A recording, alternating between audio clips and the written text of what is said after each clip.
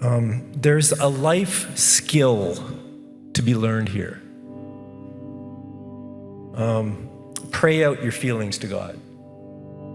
This might not be something you're used to. Maybe it is. But this is a life skill that we need to pick up. Some of the prayers that God has answered for me the most spectacularly have been prayers that were not nice. Some were angry prayers. Some were blaming God.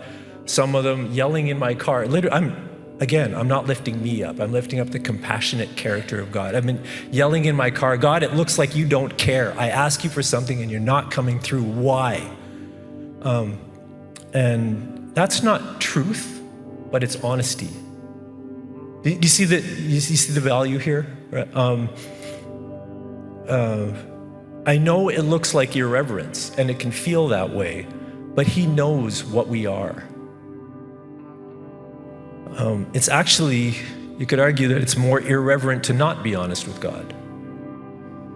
And in this psalm, rather than being offended, God provides answers, and he revives his soul, and he picks him up. That's why I'm saying this is an important life skill. Yeah, we got to do it nicely. I mean, don't be a jerk in your prayers. I get it.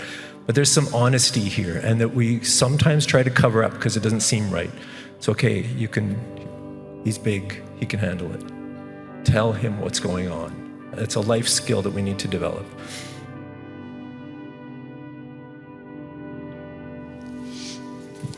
Thanks for that short intro, Nita. Nita says, my name's Chris McCooeye. I know many of you, been around here for a while. Not that long, Nita. Give me a break. 11 years, I think. If we haven't met, I'll just introduce myself. You might have seen me on a worship team playing guitar or something like that, or leading.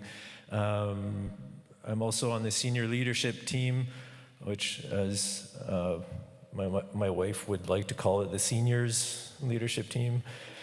She calls it the elderlies. I'll get her back later on in the sermon, don't worry. And I'm on the preaching team. A couple of times a year, I have the honor of preaching, which is something I used to do a lot more of in a previous church, and I enjoy it. And I consider it a huge privilege. And I'm aware that as a worship leader, today as a preacher, that I am involved in shaping what you think about God, at least for the first few days of the week. And I take it seriously. And I thank you for that privilege, and and so does the rest of the teaching team and the worship leaders. And my prayer for you for this Sunday has been, as it often is Isaiah 50 verse 4, where Isaiah says, "The Lord has given me an instructed tongue that I would. He gives me the word that sustains the weary." And I'm going to be talking about that a little bit in Psalm 73. The songwriter himself was near to leaving his faith. He was just about to drop out because he was tired of seeing bad people prospering, like, hashtag blessed, when he was not. And this may be something that you have thought about a lot. Maybe there's another difficult question that has you weary in your faith and looking around. Are there other things that I missed here? Am I being duped? He came to the sanctuary, and you'll see this as a turning point in the psalm. He came into the sanctuary, as you've done this morning, and he met with God. And that's my prayer for us this morning, that his faith was renewed as he came in, as he met with God. And I'm praying for a fresh breeze, for God to pick us back up and renew us and give us that life in our walk with God. So I'm going to walk through the psalm. A lot of the times I'll pick out, when I work through a passage, I'll pick out 3 points or something and talk about those. Here it's a little different. I'm trying to walk through. There's a flow that goes on in the psalm. So I'll read through it and I'll comment on it as we go. Ideally, if you can go home and read through it yourself. Just read through the psalm, pull it out, soak in it a little bit. Songs aren't like speeches. They're meant to be repeated. I don't know if you're like me, you got a favorite song and you can play it like 40 times in a row. That's how Psalms are a lot of the time.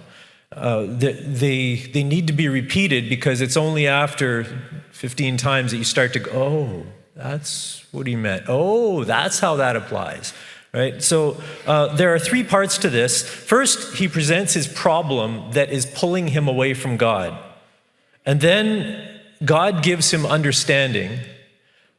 And then it ends up with God drawing him back to himself in nearness. And there's this stunningly beautiful section at the end of it that we're going to spend a little bit of time thinking about, of how God has really brought him close to himself. So I'm going to start off by reading Psalm 73, 1-14. Surely God is good to Israel, to those who are pure in heart. But as for me, my feet had almost slipped, for I almost lost my foothold. For I envied the arrogant when I saw the prosperity of the wicked. They have no struggles. Their bodies are healthy and strong. They are free from common human burdens. They are not plagued by human ills. Therefore, pride is their necklace. They clothe themselves with violence. From their callous hearts comes iniquity. Their evil imaginations have no limits. They scoff and speak with malice. With arrogance, they threaten oppression. Their mouths lay claim to heaven, and their tongues take possession of the earth. Therefore, their people turn to them and drink up waters in abundance. They say, how could God know? Does the Most High know anything? This is what the wicked are like, always free of care. They go on amassing wealth. Surely in vain I have kept my heart pure, and I have washed my hands in innocence. All day long I have been afflicted, and each morning brings new punishments. Wow. I asked ChatGPT to describe the book of Psalms in a way that a teenager could understand it. So it told me Psalms is the Spotify list of the ancient world. The content, it's the ultimate unfiltered emotional core dump. Some songs are full-on hyped-up anthems. Others feel like a sad girl rant written by someone who got a bit too real on a late-night Tumblr blog. That was not me. That was ChatGPT. I apologize for if that's offensive. Is that how you see the Bible? Is that how you see Psalms? There's some honesty going on here. It starts off very honestly. He goes, surely in vain I have kept my heart pure. Realize what weight of what he's saying there for a Jew? I mean, that's some heavy stuff. When he observes what he called the prosperity of the wicked, the word for prosperity there is shalom. That's the word they use to greet, right? It's a word that has a deep meaning in the Hebrew language. Like it means completeness or wholeness. Like you build a wall and there's no bricks missing. All the bricks are sound. The mortar's in perfect shape. It's whole. It's shalom, right? If you steal something from somebody, you have to give it back to them plus some extra. You have shalomed them. They're now full. It has the sense of living with completeness. All the parts are there. Not just peace, but wholeness. And in the Jewish mind, and you can go back and look at this in Psalm 1, in the Jewish mind, that belonged to the righteous. That does not belong to the wicked. When he says the shalom of the wicked, I mean, it's just for that's a scandal, right? But this is what he is observing with his eyes. Asaph wanted that shalom, but it's the wicked that have it. Something's not right. His song says that it has been a waste of time to be righteous because it doesn't lead to the shalom that I thought I was supposed to get. This is going against a very core Jewish teaching and against what he had learned. Asaph here is not presenting his finest moment in his faith, right? This isn't his top 100. It's not Asaph who is being lifted up in this psalm. Can I put it that way? It's God. It's when he hit the bottom, but God found him there. There's an important point to remember in these emotional core dumps, if I can take the word from ChatGPT. They're honesty, but honesty doesn't necessarily mean truth, right? It doesn't necessarily mean truth. It just means it's how you really feel. It's the truth about your feelings, but it may not be true. A few weeks ago, Charlie was preaching on, there was a a psalm where the psalmist said, God, why are you sleeping? Wake up. Well, I don't even know what that means, God's sleeping. He's a spirit, right? It's not truth, but there was truth in it in the sense that it was honest from his feeling. It was what David was really feeling, that he was abandoned by God, that God was ignoring him, and he was pouring out his heart to God about it. And that's the value that I need us to see here. So Psalms shows us the value of these emotional core dumps towards God. It's what Tim Keller, when he preaches on this psalm, he says it's the third biblical way of dealing with your feelings. We often have that either a sense, depending on the person, depending on your culture, it's to stuff your feelings and just ignore them, keep on moving if they're a negative feeling, or it could be to live them out big and do that somewhat inappropriately, and that kind of mellows as you go on with age. But this is the biblical way of dealing with those feelings. It's praying them out to God. And it comes out here a bit unfiltered, and that's okay.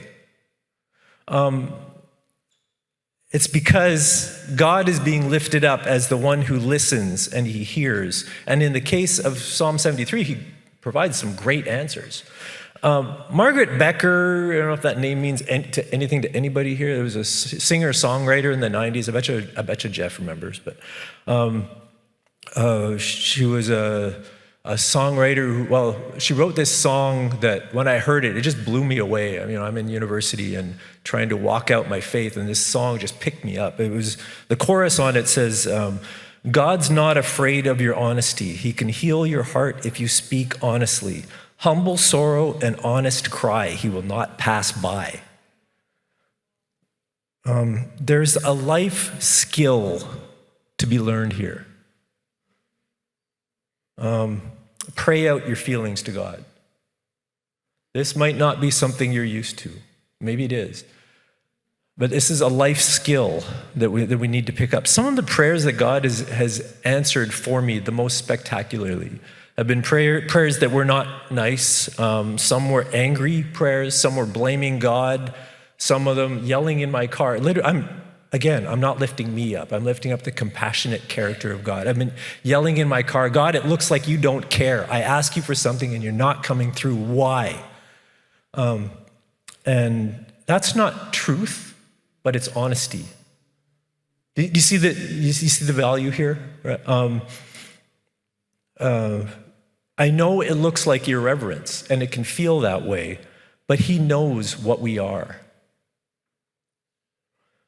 It's actually, you could argue that it's more irreverent to not be honest with God. And in this psalm, rather than being offended, God provides answers, and he revives his soul, and he picks him up. That's why I'm saying this is an important life skill. Yeah, we got to do it nicely. I mean, don't be a jerk in your prayers. I get it. But there's some honesty here, and that we sometimes try to cover up because it doesn't seem right. It's okay. He's big. He can handle it. Tell him what's going on. It's a life skill that we need to develop. Asaph begins by affirming that God is good to his people who are pure in heart. First of all, he says, surely God is good. Yes, he is, but stop calling me Shirley. Right? How many of you thought that? Yeah. Sorry. But as for me, somebody got the airplane reference. But as for me, my foot almost slipped. It's a surely that's not so sure, isn't it? Surely God is good to you. Later, we're going to see the connection here of surely and slipped used again later in a reversal, and I'll point that out. But he's jealous of the wicked because it looks like crime pays and the righteous are chumps, right? What the wicked do is they are arrogant, violent, sinful, they have evil imaginations, malicious, make threats. Megalomania is a problem. They take possession of the earth with their tongues, right? What they get out of it, though, is that they are strong, they're healthy, they have no human burdens, they're carefree, they keep getting richer, and God appears to do nothing to stop them. And so the result is that in their minds, they are convinced that God doesn't know what's going on, or else he would stop them, right? That's the logical conclusion they get. And this section is actually, you could say that it's like a formulation of the problem of evil. Do you remember this from philosophy? I've talked about it before. The problem of evil, this was first really stated formally by Epicurus back in, Greek philosopher back in 300 BC or something like that. And you may have heard it in apologetics. If God is all powerful, he could remove all evil and suffering. If God is all loving, he wants to remove all evil and suffering. Evil and suffering abound, therefore there is no all-powerful, all-loving God, right? And the logical form of that lasted for quite a while, but has been, I think, roundly refuted by philosophers now who say, well, yeah, but God also gave us free will. And by free will, by doing that, we have the option of doing evil, right? So, and that has an effect. But this, and so we can have a philosophical discussion about that, and people do. But this psalm isn't a philosophical treatise. I mean, you got to catch the difference. It's an emotional song.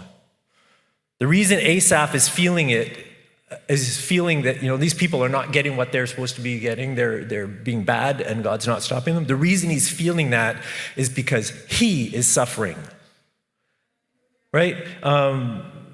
He's being afflicted and punished, we're told in verse 14, despite making efforts to live in purity. He says, I have kept my hands pure. I washed my hands in innocence. But the effect is that I've been afflicted, and every morning brings new punishments. It's one thing to observe an injustice and have that discussion. It's another thing to live it. And the problem here is that the evil is hurting him now. This is visceral for him. This is real. And with that pain, it pushes him towards agreeing with the wicked. And he says, surely I've kept my hands clean in vain. Why? Because God's not doing what he's supposed to do. Hold on, flip a page. Then I'm going to read verse 15 and 16, if we could throw that up. If I had spoken out like that, I would have betrayed your children. When I tried to understand this, it troubled me deeply. Let's see if they filled up water.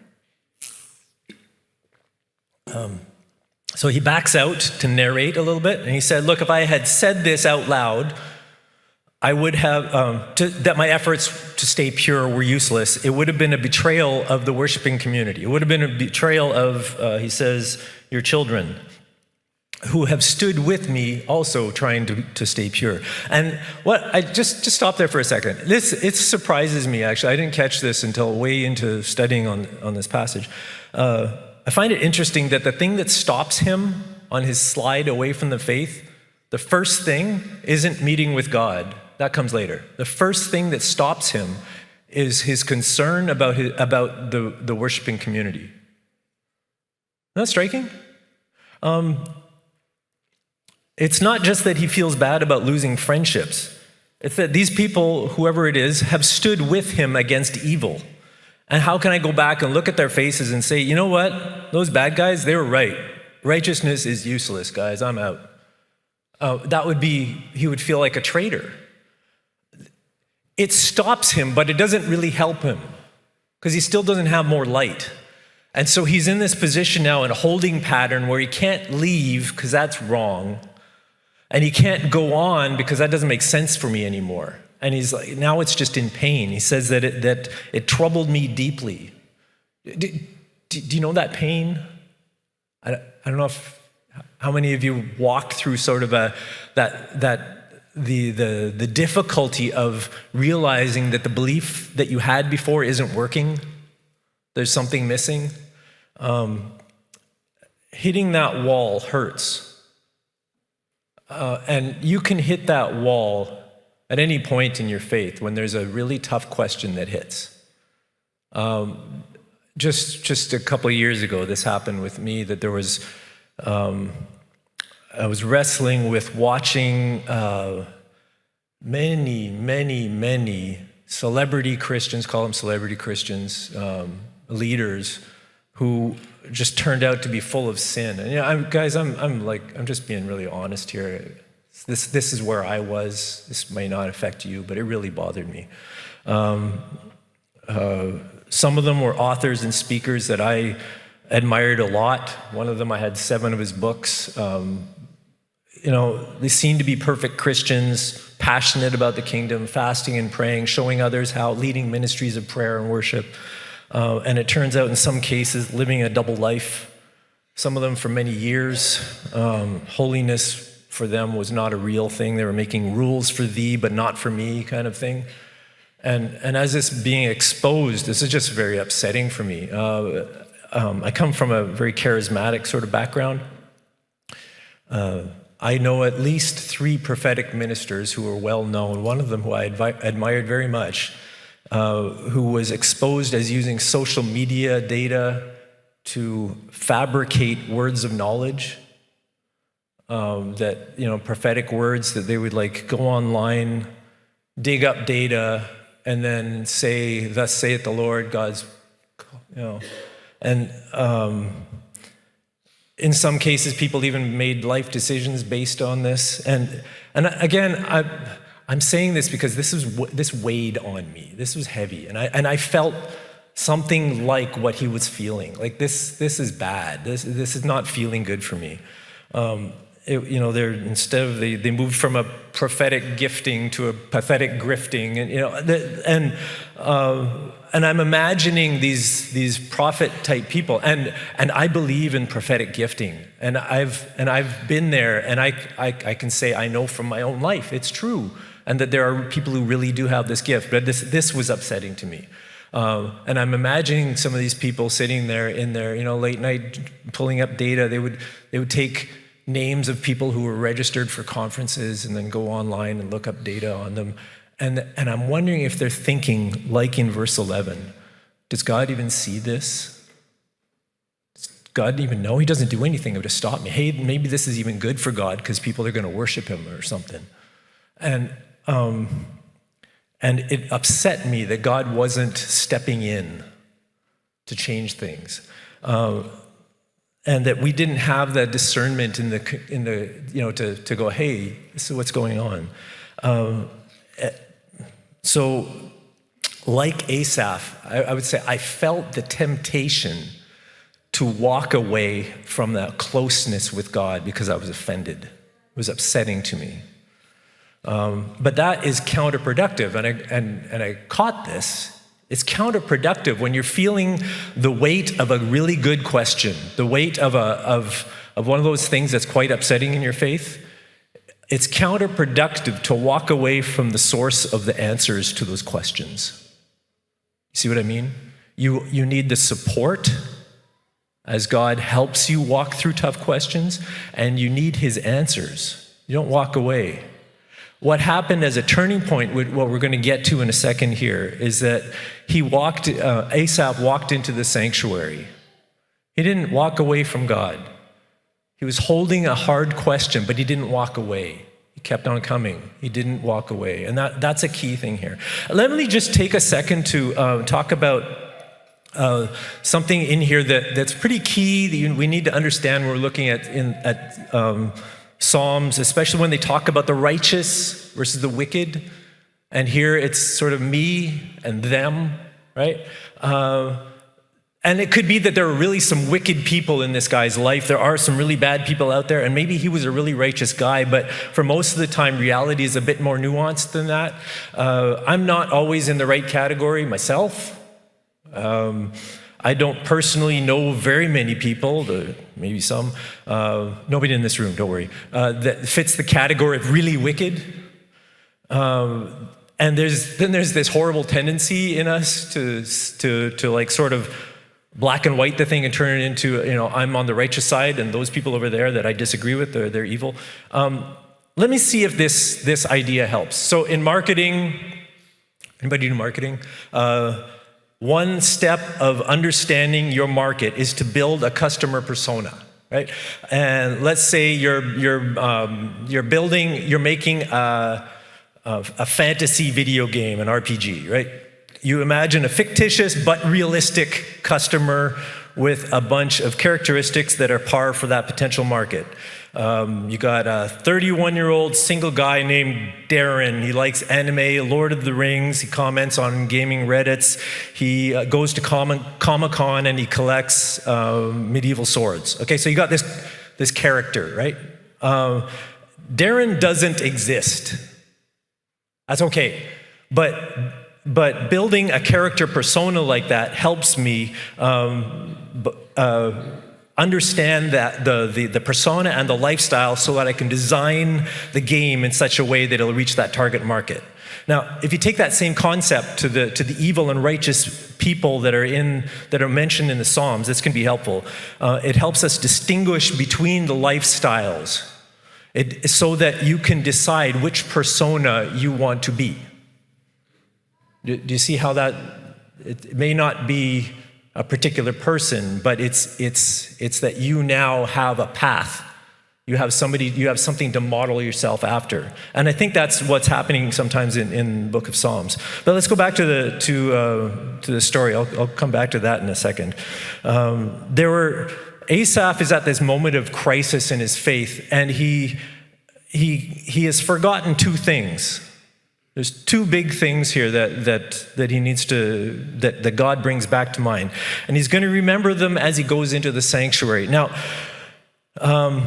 we don't know what happened when he walked into the sanctuary. I'm guessing there was an experience, because when you read the flip, there's a 180-degree turn in how he was thinking afterwards and before.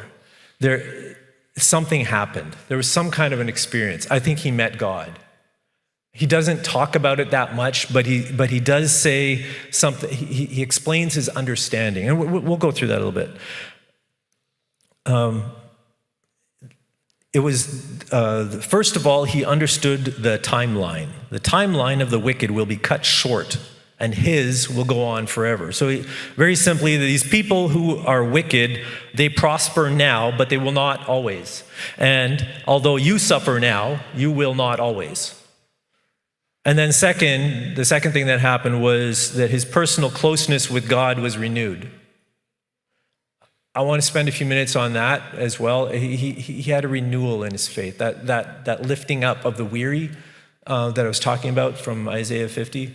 That's what happened at the end of this. So let's read 17 to 20. Till I entered the sanctuary of God and I understood their final destiny. Surely you placed them on slippery ground. You cast them down to ruin. How suddenly are they destroyed? How completely swept away by terrors. They are like a dream when one awakes. When you arise, Lord, you will despise them as fantasies. There's that place in verse 18 where it says, surely you place them on slippery ground. Now who's surely slipping? Like we saw in verse 1 and 2? Who's surely slipping now? As they are. Not him. He's not slipping. God was picking him up. They're the ones on the slippery ground, not him. And they are going to meet final judgment. If not in this life, then after. They will come to ruin, be destroyed, swept away. Verse 27 later on says they will perish, they'll be destroyed. That is, their timeline will be cut off. Now, I'm just going to, where he says, you will despise them as fantasies. So Cindy's I think she's with the in the nursery this morning, so she's not going to hear this, but that's okay. So a few weeks ago, Cindy had this dream, right? And I'm lying next to her, and it's that dream. I want to see a show of hands this time. How many of you have had that dream where you're fighting somebody in your dream, but like your arms are pinned under you or something, you just can't, you can't punch or something, and it just feels awful? Come on, hands up. Come on. I know this is a thing, right? Yeah, okay. Some honesty there. Thank you. And I hear this, and she's sleeping, and it wouldn't have made a big difference if her arms are out. She can't hit that hard anyway. But don't ask me how I know that. And I go, oh, it's one of those dreams. I nudge her and wake her up, and she's like, oh. And those bad guys were winning in the dream, but they weren't real. And that's what he's saying is going to be the timeline of the wicked. They're winning now. Yes, you're suffering now. But how does he say it? When you arise, O Lord, you will despise them as fantasies. Reality is coming, though. And he talks about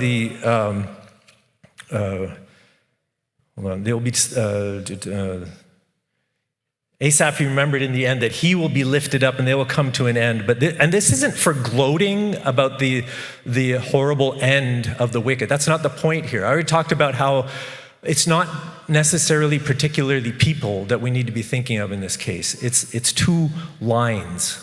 There's the righteous and the wicked. That line goes this way. This line goes that way. Which one do you want?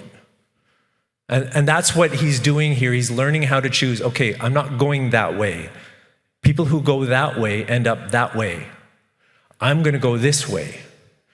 And we especially need to remember that because the message in this psalm isn't be a good person and you'll be saved, right? This is a New Testament church, right? That's not how salvation works. Salvation comes through faith in Christ. But we are on a path of holiness, and he's giving us instruction of how to live that out. The other thing, as I mentioned, that happened in the sanctuary is that his relationship with God is rekindled.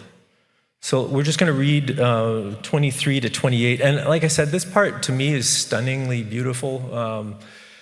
It's kind of like, it hits me like, those of you who remember Philippians 3, where there's that part that says, whatever was to my gain, I consider loss for the sake of knowing Christ. I want to know Christ and the fellowship of sharing with, that passage of a dedication, a devotion. It's like, it's just coming out of his heart now.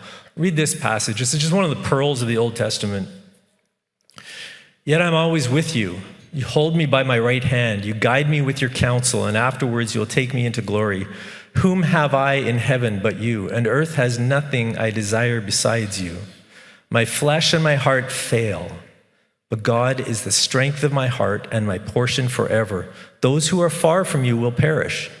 You destroy all who are unfaithful to you, but as for me, it is good to be near God. I have made the sovereign Lord my refuge. I will tell of all your deeds. And you see the complete reversal of his thinking. In verse 3, I envied the arrogant. I envied them. I wanted what they had. That shalom. In verse 25 it says, earth has nothing I desire. See, it's a 180-degree turn. Something happened to this man when he came into the sanctuary. He thought that he had no hope, right? Might as well just join the wicked. And verse 24 says, you guide me in your counsel, and afterwards you take me into glory. And that's generally regarded, even though the Old Testament Hebrew way of looking at the afterlife is really quite limited. In the Old Testament, you don't see a whole lot of it. But this is one of those cases where he's probably referring to, you'll receive me into glory to be with you forever, afterlife, which is again a reminder of the wicked will not be with you forever. I will.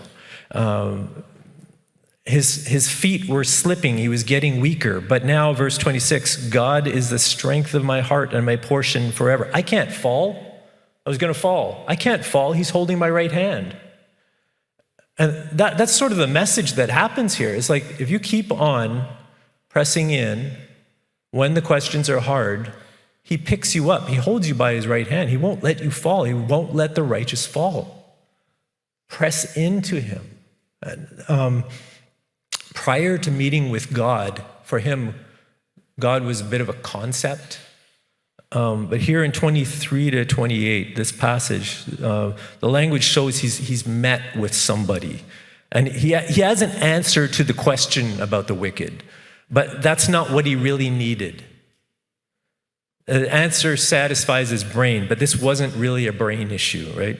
He was hurting, and the problem that he saw blocked his view of God. God pushed it out of the way, and then he came close with that language of proximity. You're always with me. You hold me by my right hand. What I'm going to do is we're just going to take a few minutes. We can just have Matt and his team come on up. We're just going to take some time, and we're going to do two things.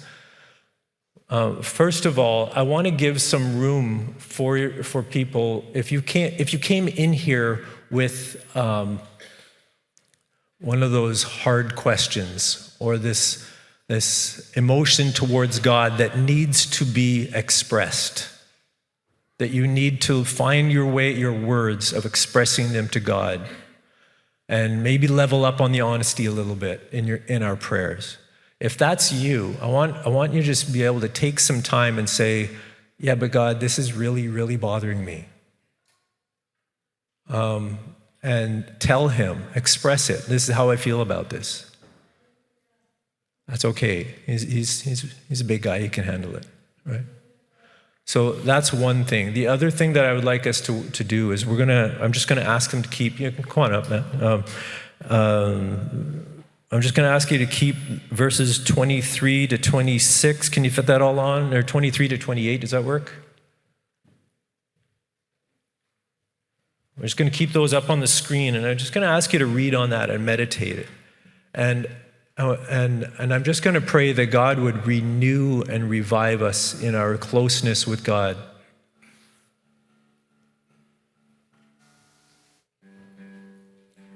Uh, 23 to 26, you got that? Yeah, it just goes to, that's fine. Just keep it there, that's fine.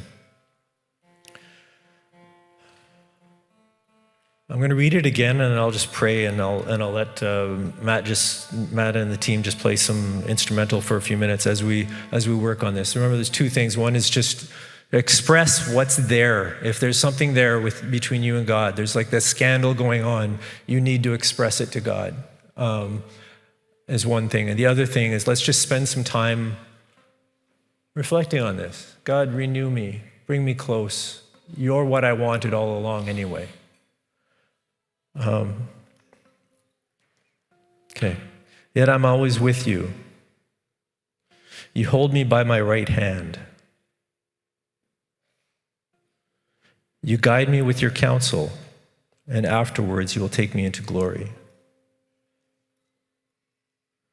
Whom have I in heaven but you? Earth has nothing I desire besides you. My flesh and my heart may fail, but God is the strength of my heart and my portion forever.